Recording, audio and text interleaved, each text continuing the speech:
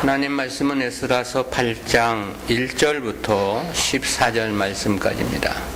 제가 봉독합니다. 아닥사스다 왕이 위에 있을 때 나와 함께 바벨론에서 올라온 족장들과 그들의 보게가 이러하니라. 비느하스 자손 중에서는 게르솜이요, 이다말 자손 중에서는 다니엘이요, 다윗 자손 중에서는 핫두스요, 스가냐 자손 곧 바로스 자손 중에서는 스가랴니 그와 함께 족보에 기록된 남자가 150명이며 반모압 자손 중에서는 스라히야의 아들 엘여호에네니 그와 함께한 남자가 200명이요 스가냐 자손 중에서는 야하시엘의 아들이니 그와 함께한 남자가 300명이요 아딘 자손 중에서는 요나단의 아들 에벳이니 그와 함께한 남자가 50명이요 엘람 자손 중에서는 아달리아의 아들 여사야니 그와 함께한 남자가 70명이요 스바랴 자손 중에서는 미가엘의 아들 스바랴니 그와 함께한 남자가 80명이요 요압 자손 중에서는 여히엘의 아들 요바다니 그와 함께한 남자가 218명이요 슬로밋 자손 중에서는 요시비아의 아들이니 그와 함께한 남자가 160명이요 베베 자손 중에서는 베베의 아들 스가랴니 그와 함께한 남자가 28명이요 아스가 자손 중에서는 학가단의 아들 요하나니니 그와 함께한 남자가 110명이요 아도니감 자손 중에 나중된 자의 이름은 엘리벨렉과 여우엘과 스마야니 그와 함께한 남자가 60명이요 비그우의 자손 중에서는 우데와 사부시니 그와 함께한 남자가 70명이었느니라. 아멘. 귀한 자의 인구 조사라는 제목으로 말씀을 듣습니다. 본장은 제2차 포로 귀한 경유와 에스라를 중심으로 일어난 신앙개혁 운동을 기록한 제7장부터 10장까지의 1년 기사 연속 부분입니다. 그중 본장은 귀환에 대한 구체적인 준비 과정과 귀환 역사를 보도해주고 있는 내용인데요. 내용은 크게 세 부분으로 구분이 됩니다. 그중 1절부터 14절까지는 제2차 포로 귀환에 있어서 귀환자 인구 조사에 대한 기록입니다. 15절부터 30절은 제2차 포로 귀환 준비 과정과 관련한 보도이고요. 31절부터 36절은 귀환의 완성과 하나님께 드린 감사 제사에 대한 보도입니다. BC 537년 수룹바벨의 주도하에 이루어진 제1차 포로 귀환자들은 2장 1절부터 35절에서 상세히 우리가 살펴봤습니다. 본문은 그때로부터 약 79년이 지난 BC 458년에 있었던 제2차 포로 귀환과 관련한 말씀입니다. 근데 제2차 귀환에 동참한 자의 수는 전부 세어보면 1773명입니다. 근데 이 수는 성인 남자만을 기준으로 한 숫자입니다. 때문에 한 사람당 가족을 대략 5명 정도로 계산하면 약 9,000명 정도가 되는데요. 그렇지만 제1차 귀환자의 수요와 비교해보면 5분의 1에도 미치지 못하는 지극히 작은 숫자죠. 1차 귀환자의 수요도 많은 것이 아니었습니다. 그렇다고 볼 때 제2차 귀환자의 수요는 심히 적은 수가 아니냐 그렇게 평가할 수밖에 없습니다. 그 이유는 여러 가지가 있었을 것이라는 생각이 들어지는데요. 그러나 가장 큰 이유는 역시 귀환의 삶 자체가 심히 어려울 것이라는 예상 때문이 아니었겠느냐 그런 생각을 해봅니다. 실제 1차 귀환자들이 겪었던 어려움은 가벼운 사안이 아니었습니다. 그리고 이러한 어려움들은 여러 경로를 통해서 바벨론에 남아있는 유다 백성들에게도 알려졌을 것임이 분명해 보이고요. 때문에 귀환을 거부한 이스라엘 백성들이 많았던 것이 아니냐 그런 추론을 해볼 수밖에 없죠. 그리고 또 하나는 이때는 모두 포로 3세대가 주류를 이루고 있었기 때문이 아니냐라는 이유를 하나 더 생각해 볼 수 있겠는데요. 1차 귀환 때는 그래도 소수지만 포로 1세대가 포함되어 있었습니다. 그런데 지금은 1차 포로 때와는 79년의 세월이 지난 때죠. 그러니 저들은 이미 이스라엘은 남의 나라와 같고 바벨론이 자기 고국처럼 느껴질 수밖에 없는 세대라고 말할 수 있습니다. 그러니 더욱더 귀한 자가 적을 수밖에 없는 것은 당연한 현상이 아닐까 그런 생각도 해보게 되는데요. 아무튼 8장의 첫 번째 대지인 귀한 자 인구 조사를 보도한 본 단락은 구속사적 교훈까지 셋으로 구분해서 말씀을 듣도록 하겠습니다. 첫 번째는 귀환의 서론입니다. 제2차 귀환의 서론격에 해당하는 1절에서 그렇게 말씀을 했습니다. 아닥사스다 왕이 위에 있을 때 나와 함께 바벨론에서 올라온 족장들과 그들의 보게가 이러하니라. 여기서 아닥사스다 왕이 위에 있을 때란 제2차 포로 귀환이 아닥사스다 왕 통치 시기에 이루어졌음을 말해주고 있는 거죠. 이는 이 사건이 역사적인 사실임을 강조하는 역할을 하기도 하고요. 아울러 제2차 포로 귀환이 7장에서 보도한 아닥사스다의 조서와 직접 연결시키는 역할도 하고 있습니다. 제2차 포로 귀환이 하나님의 감동하심을 입은 아닥사스다의 조서에 따라 이루어졌음을 상기케 하고 있다는 거죠. 그리고 그로 인하여 이 귀환이 왕의 배후에서 역사하신 하나님의 섭리의 결과임을 보여주고 있는 것입니다. 아닥사스다는 BC 464년부터 424년까지 바사를 통치한 왕입니다. 앞서 살펴본 대로 저는 에스더에서 소개된 아하수에로 왕의 아들이죠. 저의 치세 초기에 성벽 재건 중단 사건이 있었습니다. 그리고 느헤미야의 주도하에 이루어진 제3차 귀환도 저의 치세 때 이루어진 일입니다. 그때는 이때로부터 대략 14년 이후가 되는 일인데요. 따라서 아닥사스다는 성벽 재건을 중단시키기는 했지만 이스라엘이 선민 공동체를 회복하는 역사에 가장 많은 도움을 준 왕으로 기억되는 인물이 분명합니다. 제2차 포로 귀환 때 함께한 인물들에 대해서는 족장들과 그들의 보게라고 이야기를 했습니다. 여기서 족장으로 번역된 히브리어는 문자적으로 그들의 아버지들 혹은 그들의 우두머리들 그런 뜻입니다. 그리고 그들의 보게는 그들의 가족, 그들의 족보라는 그런 뜻이죠. 앞에 2장 3절부터 19절에 기록된 바와 같이 귀한 자들의 가계를 나타내준 표현입니다. 두 번째는 귀한 자들의 가계별 수요인데요. 1절에 이어 2절부터 14절은 가계의 대표와 함께 귀환한 가계별 수요를 밝혀준 부분입니다. 그 중에서도 2절은 특별히 제사장 가문과 다윗 왕의 가문을 먼저 소개를 했습니다. 그리고 3절 이하는 일반 백성들의 12가문 대표자들과 그들에게 속한 귀한 자들의 수요입니다. 따라서 이 부분은 크게 둘로 구분해서 살펴보겠습니다. 첫 번째는 제사장과 다윗 가문입니다.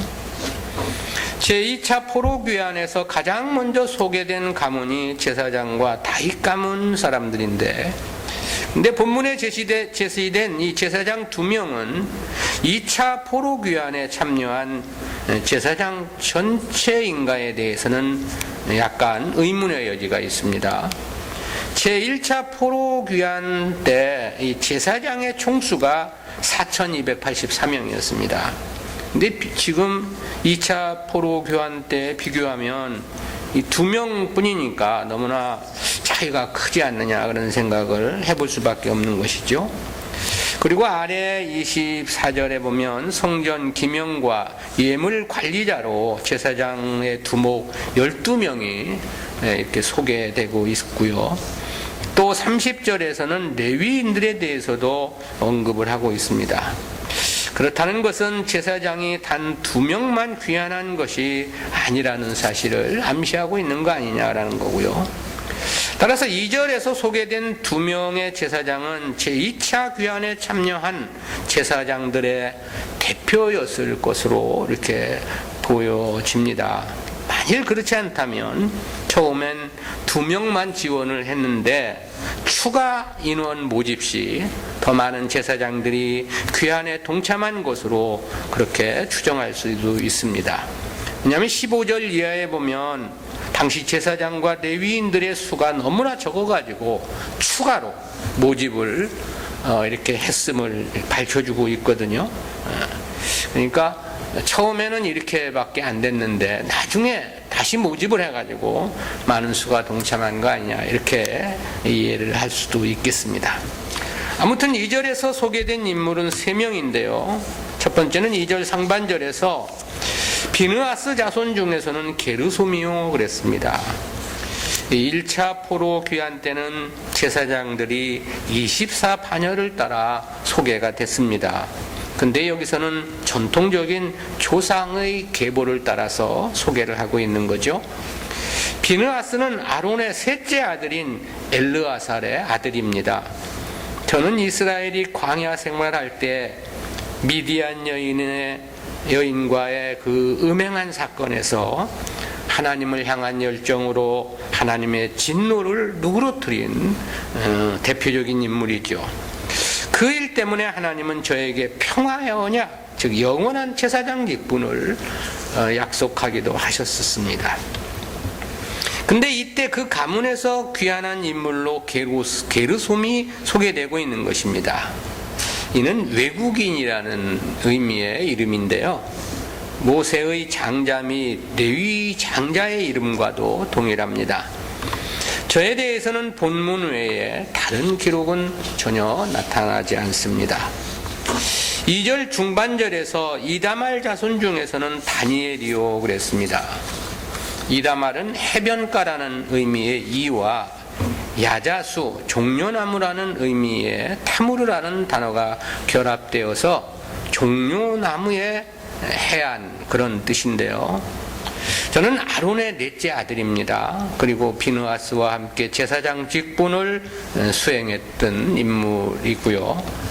근데 저의 후손들은 엘리 제사장과 그의 아들들의 잘못으로 하나님께 엄중한 심판 경고를 받았죠. 그 결과 1차적으로 사울왕에 의해 거의 멸족을 당하고 맙니다. 근데 그때 그 혈종 중 아비아달 한 명이 도망쳐서 다윗과 함께 했는데 결국 저도 솔로몬 시대 파면을 당함으로 하나님의 경고는 말씀대로 성취가 되었죠. 이런 불행한 과거를 가졌던 이다말의 후손이 그 명맥을 유지해서 제2차 포로귀환 대열에 합류하고 있다라는 거죠. 하나님의 긍휼하심도 크지만 일단 저들의 신앙 역시 매우 각별하지 않았느냐 그런 생각을 해봅니다. 하나님은 사무엘상 3장 14절에서 엘리 집의 죄악은 재물이나 예물로나 영영이 속함을 얻지 못하리라 라고 말씀을 하셨었거든요. 그럼에도 이처럼 또다시 그의 후손을 제사장 반열에 올렸다라는 것은 그만큼 저들의 신앙이 특별했기 때문이었을 것이라는 생각을 갖게 하는 것입니다. 이다말의 후손으로 소개된 다니엘은 심판자라는 뜻의 이 딴이라는 단어하고 하나님을 뜻하는 엘이 결합돼서 하나님께서 나의 심판자이시다 그런 의미입니다. 저는 다니엘서의 주인공과는 동명이인이죠. 본문의 다니엘은 느헤미야 10장 2절에 보면 율법 준수의 언약 문서의 인친자의 명단에도 포함되고 있는데 이때의 신앙이 계속 보존되고 있다라는 것을 알 수 있습니다. 세 번째는 2절 하반절에서 다윗 자손 중에서는 핫두스요 했습니다. 다윗이란 말의 의미는 사랑함, 그런 뜻이죠. 유다 지파에 속한 이새의 막내 아들이죠. 다윗은 하나님은 당시 사울 왕을 버리시고 사무엘을 통해서 저에게 기름을 붓게 해서 이스라엘 왕을 삼으셨습니다. 그리고 이스라엘 역사에서 가장 위대한 왕으로 손꼽히는 인물이 되기도 했지요. 저의 하나님께 대한 철저한 순종과 하나님을 향한 뜨거운 사랑은 결국 그의 혈통을 통해 메시아를 보내주시겠다는 영광스러운 언약까지도 받게 됐죠. 근데 저의 후손으로 소개된 핫두스는 역대상 3장 22절에서도 소개되었습니다. 역대상 3장 22절에 따르면 저는 스가냐의 자손으로 되어 있습니다. 또한 역대상 3장 17절부터 22절에 보면 그 계보가 여고냐, 부다야, 스룹바벨, 하나냐, 스가냐, 스마야, 핫두스로 이어지게 됨을 볼 수 있습니다. 따라서 핫두스는 스룹바벨의 4대 손으로 다윗의 직계손인 거죠. 만약 스룹바벨이 BC 450년경 바벨론에서 태어났고 한 세대를 대략 25년으로 계산한다면 핫두스의 연대는 BC 457년경이 되는데요. 따라서 저가 에스라와 함께 귀환했다는 것은 매우 자연스러운 일이다, 그런 생각을 갖습니다. 근데 여기서는 왕족은 분명한데, 왕의 계보는 분명한데 왕족으로서, 통치자로서 귀환을 하는 것은 아니고요. 어쨌든 그러나 앞에서 이렇게 이 이름이 소개됐다는 것은 특별히 구별된 인물임을 나타내주고 있다라는 것을 볼 수 있겠죠. 두 번째는 일반 백성들의 가문입니다. 일반 백성들은 총 12가문이 소개되었습니다. 첫 번째는 3절에서 스가냐 자손, 곧 바로스 자손 중에서는 스가랴니 그와 함께 족보에 기록된 남자가 150명이요 그랬습니다. 이 스가냐의 이름의 뜻은 여호와께서 함께 거하셨다, 여호와께서 함께 거하는 자라는 그런 의미의 이름인데요. 한글 개역 성경에서는 스가냐와 바로스가 같은 혈통인 것처럼 이렇게 3절에 이렇게 기록이 되어 있습니다. 그런데 원문에서 보면 이 스가냐 자손과 바로스 자손 사이에 하나의 문단이 끝났음을 알려주는 이 사멕이란 단어가 부기되어 있습니다. 따라서 스가냐는 2절에 다윗의 후손인 핫두스의 조상으로 소개되고 있는 것입니다. 실제 역대상 3장 22절에서도 보면 핫두스는 스가냐의 자손으로 소개되고 있습니다. 또한 1차 귀환에서도 바로스 자손을 스가냐 자손으로 보도한 바는 없습니다. 때문에 공동 번역 성경은 스가냐를 3절에서 이렇게 번역한 게 아니고 2절에 포함시켜 가지고 다윗 일가 중에서 스가냐의 아들 핫두스라고 이렇게 번역을 했습니다.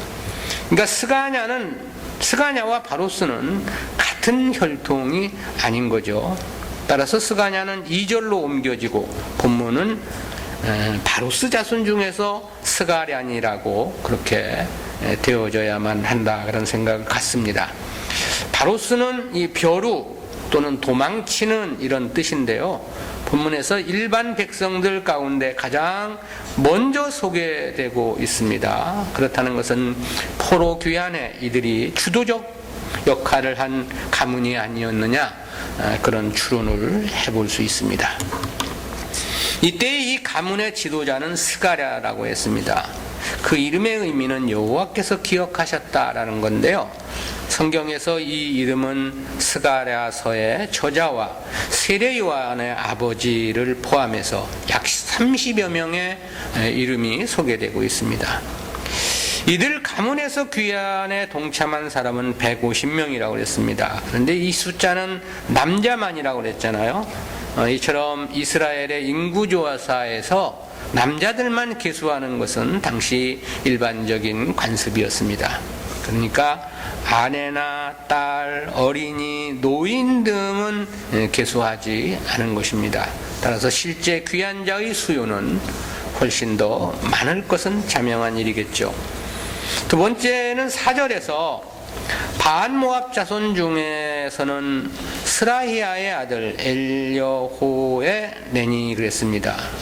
엘여호에네. 그리고 그와 함께한 남자가 200명이요 그랬죠. 바한모압은 모압의 관리자, 모압의 통치자 그런 뜻인데요. 이들은 1차 귀환을 보도한 2장 6절에서도 소개된 가문입니다.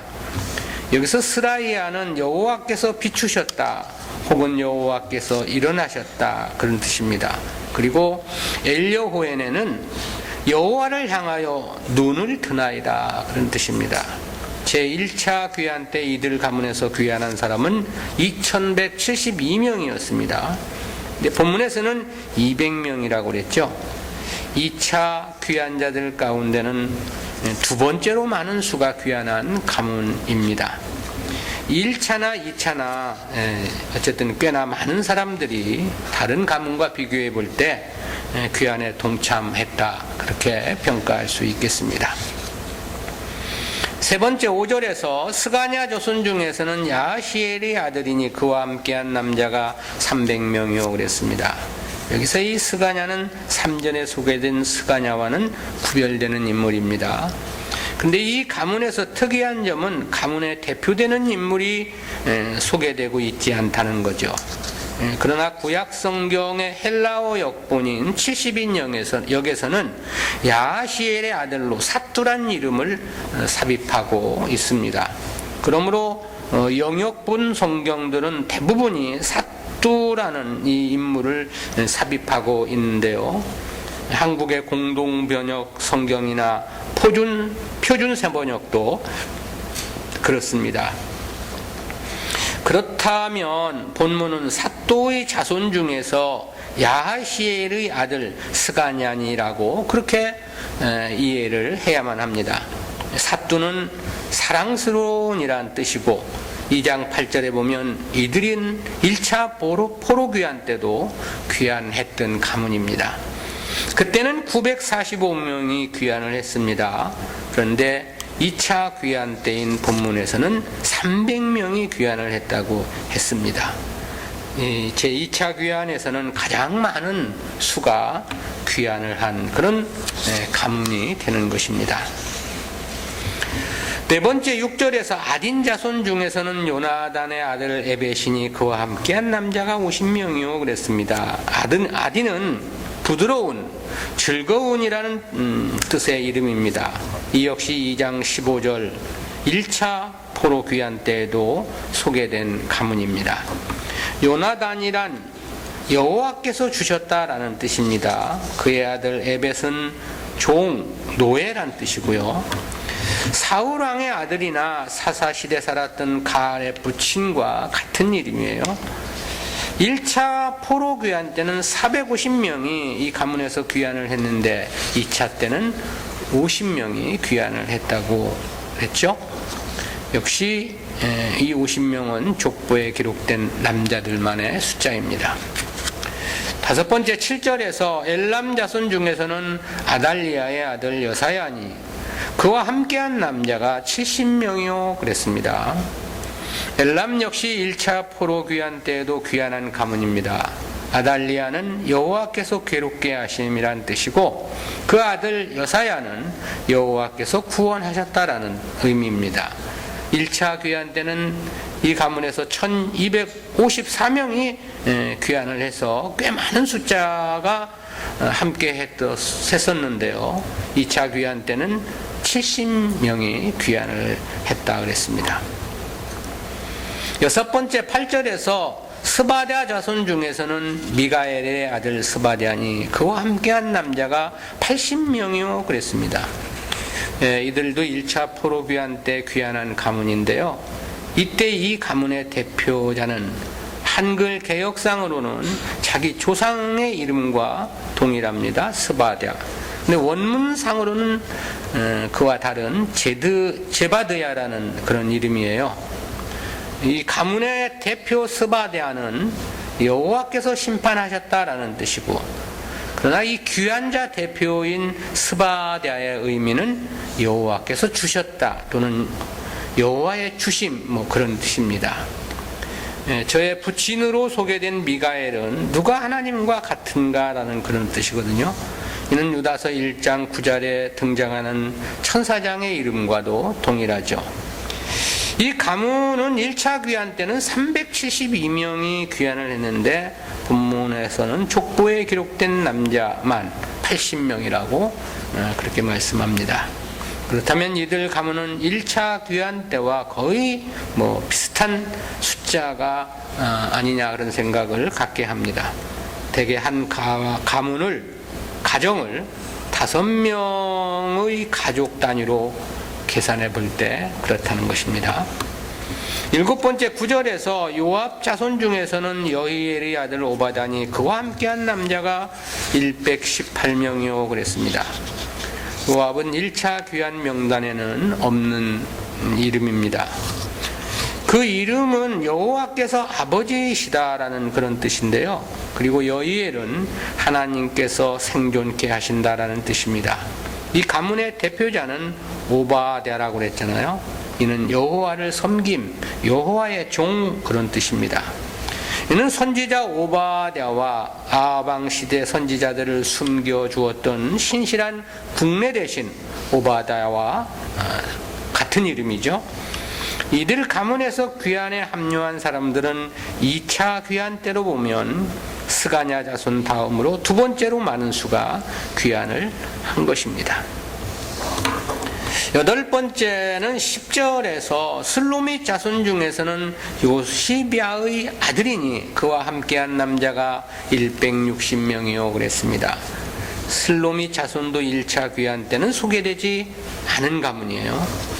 슬로밋이라는 뜻은 평안하다라는 건데요. 이 살롬이라는 히브리어에서 유래해서 평화로움이라는 그런 뜻을 나타냅니다. 역대상 3장 19절에 소개된 스룹바벨의 딸과 동명이인입니다. 그리고 요사바는 여호와께서 더하심이라는 그런 뜻의 이름인데요. 그런데 이 가문의 대표자도 앞에 5절처럼 그 이름이 소개되지 않고 그냥 아들이라고만 표기가 됐습니다. 근데 역시 70인역에서는 반이라는 이름이 첨가되어 있습니다. 때문에 공동번역 성경에서는 이것을 반영해서 반이의 일가 중에서 요시비아의 아들 슬로밋은이라고 그렇게 번역을 했습니다. 즉 슬로밋이 당시 귀환자들의 대표였다라는 거죠. 이 가문에서는 160명이 귀환을 했다 그랬습니다. 9번째 11절에서 베베 자손 중에서는 베베의 아들 스가랴니 그와 함께한 남자가 28명이요 했습니다. 여기서 이 베베는 아버지와 같은 혹은 자애로운이란 그런 뜻입니다. 2장 11절에서 한글 개혁 성경에서는 브베로 음력이 되었는데 원문으로는 거의 같은 철자입니다. 이 가문은 1차 포로 때에도 귀환한 가문인 거죠. 스가랴는 3절에서 소개된 바로스 자손 스가랴와 같은 이름입니다. 1차 포로 때는 이 가문에서 623명이 귀환을 했었습니다. 그런데 2차 포로 귀환 때는 12가문 중에 가장 적은 28명만 귀환을 했다고 말씀하고 있습니다. 10번째로 12절에서 아스갓 자손 중에서는 학가단의 아들 요하나니니 그와 함께한 남자가 110명이요 그랬습니다. 아스갓 자손도 1차 포로 귀환 때 귀환을 했던 가문입니다. 이 학가다는 작은 자란 뜻이고 그의 아들 요하나는 여호와께서 은혜를 베푸셨다 그런 뜻입니다. 1차 포로 귀환 때는 1222명이 이 가문에서 귀환을 했는데 본문에서는 110명이 귀환을 한 것으로 말씀하고 있습니다. 역시 본문은 족보에 기록된 남자만의 숫자인 것입니다.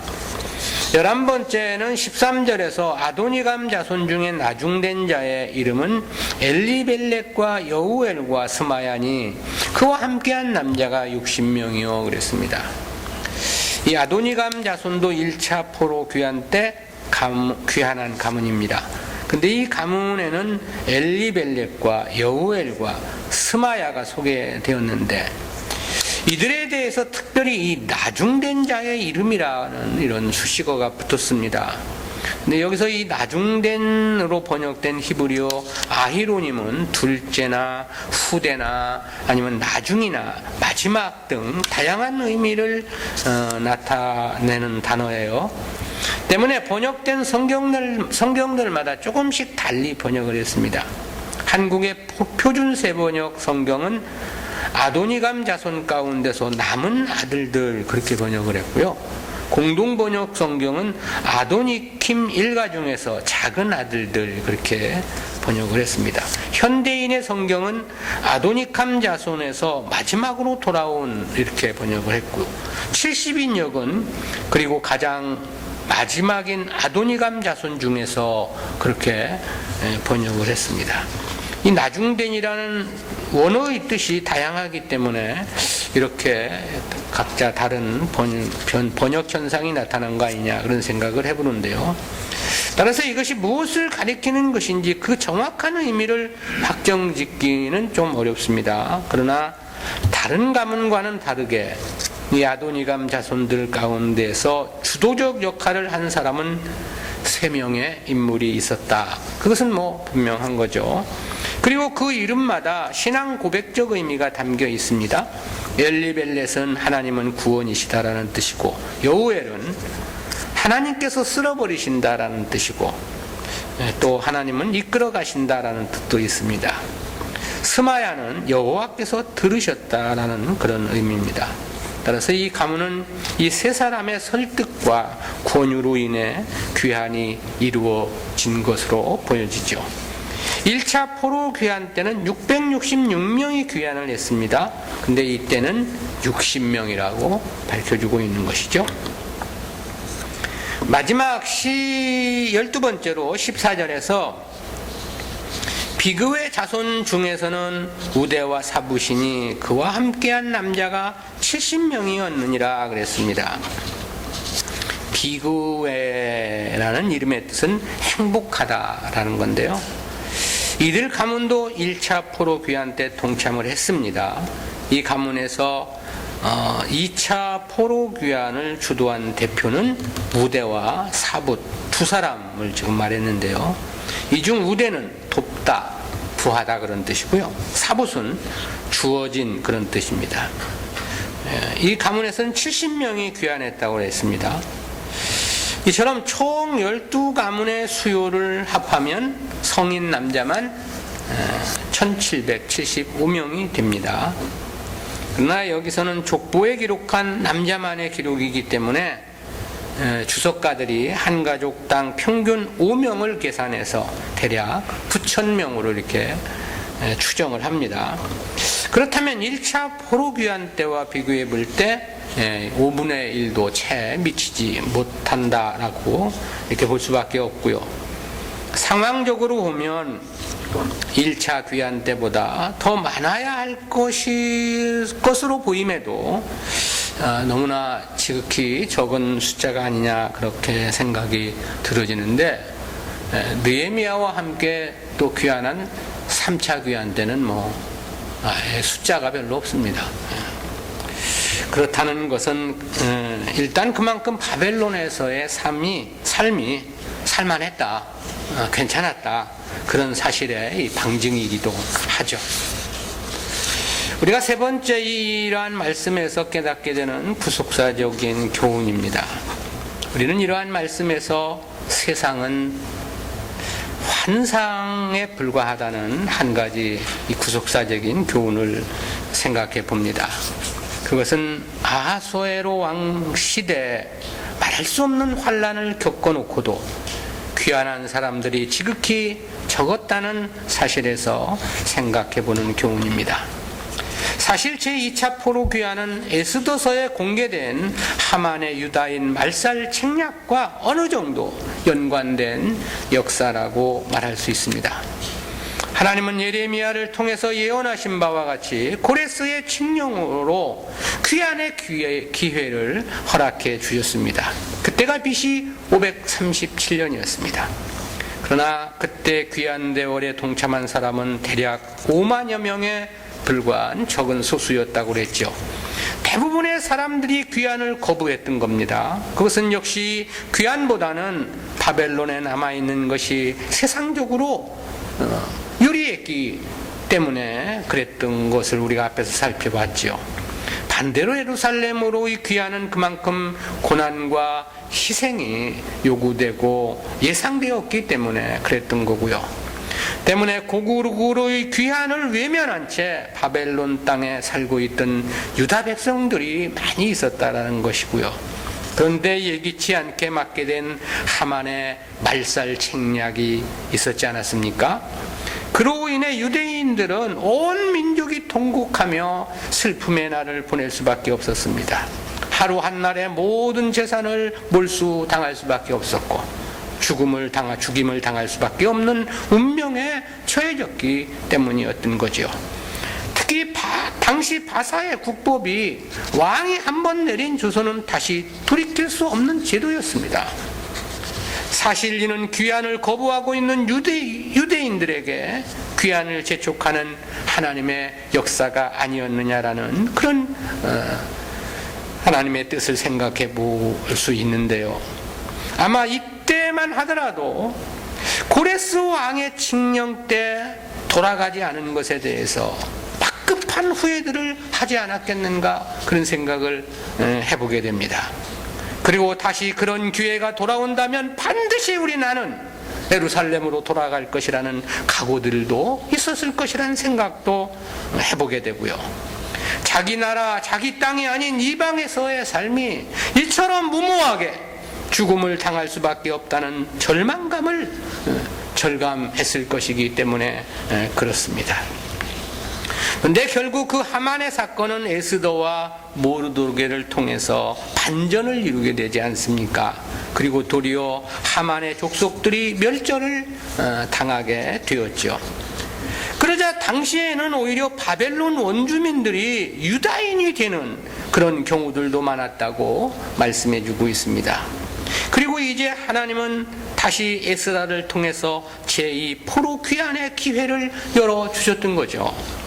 이때는 이미 성전 재건도 완성된 때였습니다. 1차 포로 귀환 때로 치면 80년 가까운 세월이 흘렀기 때문에 이 정도 세월이면 예루살렘도 미미한 것은 많이 있겠지만 처음보다는 환경이 나았을 것은 분명하지 않느냐 그런 생각도 해봅니다. 그러나 그럼에도 불구하고 포로 귀환자들의 수요는 너무나 적었다는 사실이죠. 왜 그랬을까? 그것은 사탄이 인간들에게 심어준 유토피아와 같은 세상 때문이 아니냐라는 그런 생각을 갖게 합니다. 즉 파라다이스일 것 같은 세상에 대한 환상 때문이었다라는 것이죠. 세상 것을 가장 고귀한 가치의 것으로 생각하는 그릇된 가치관을 이야기하고 있는 것입니다. 세상의 부요, 세상의 영광, 세상에서의 출세가 인생의 절대적인 가치라는 왜곡된 인식이 그 근본적 원인이 아니었느냐라는 것입니다. 이는 사실 환상인 것입니다. 왜냐하면 실제가 그런 것은 결코 아니기 때문에 그런 것이죠. 세상 것은 많이 갖는다 하여 그것이 자신을 행복하게 해주는 것은 결코 아닙니다. 부귀 영광이 아무리 크다 하더라도 역시 마찬가지입니다. 즉 아무리 많은 것을 가졌다 하더라도 만족할 수 없는 것이다라는 것이죠. 그리고 그것은 만족한다 하더라도 잠깐이면 끝나고 마는 거죠. 그래서 솔로몬은 모든 것이 헛되었다고 고백하지 않았는가라는 것이죠. 그래서 바울도 갈라디아서 6장 8절에서 자기 육체를 위하여 심는 자는 육체로부터 썩어진 것을 거둘 뿐이라고 말씀을 했던 거고요. 그럼에도 사람들은 세상을 향한 환상에서 깨어나지 못하고 있는 것입니다. 그래서 하나님 앞에 나와서도 온통 세상 것만을 달라고 아우성을 치고 있는 것들이요. 그러니 그런 마음인데 어떻게 고난이 확연하고 손해가 눈에 보이는데 귀환을 자원할 수 있겠느냐라는 거죠.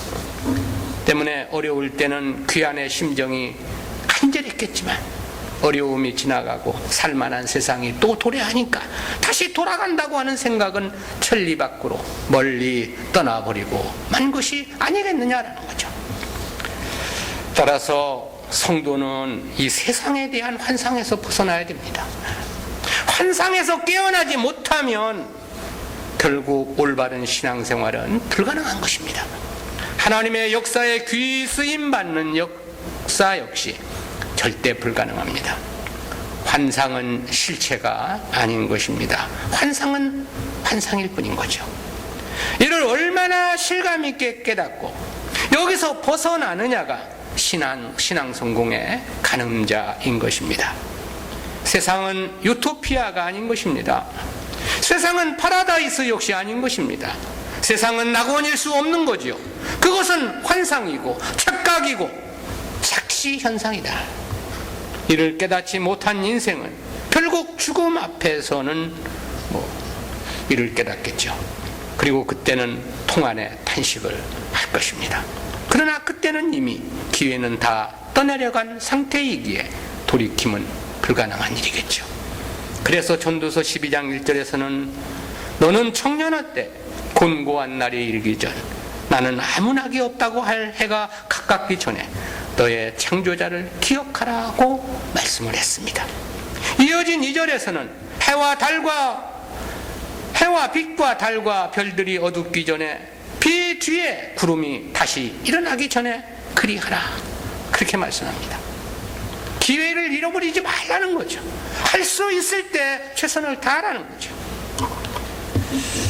세상은 환상이라는 진리를 시급히 깨달아야 하는 절대적인 이유가 아니냐, 그런 생각을 말씀의 결론으로 생각해 봅니다. 기도합니다. 사랑의 하나님, 은혜를 감사합니다. 2차 포로 귀환의 역사를 돌아보면서 역시 아쉬운 것은 좀 더 많은 이스라엘 백성들이 예루살렘으로의 귀환이 있었으면 하는 바라움은 있지만 그 하나님의 역사에 동참한 사람은 지극히 적었다는 말씀의 결론을 내리며, 오늘 우리가 만약 그 시대에 살았다면 우리는 과연 어떤 선택을 했을 것인지 오늘 우리들의 모습을 돌아보게 됩니다. 세상을 포기하지 않는다면, 세상에 대한 환상을 깨지 않는다면 어느 시대를 살든 올바른 신앙생활, 하나님의 역사에 동참하며 함께하는 고귀한 발걸음은 불가능하다는 사실을 생각해 보았습니다. 주님, 저희들에게 귀한 말씀 깨닫게 해주심 진실로 감사하옵고, 주여, 세상이 아니라 하나님의 나라를 소망함으로 살아가는 저희들 될 수 있도록 은혜와 은총을 덧입혀 주시옵소서. 감사드리옵고 예수님의 이름으로 기도드리옵나이다. 아멘.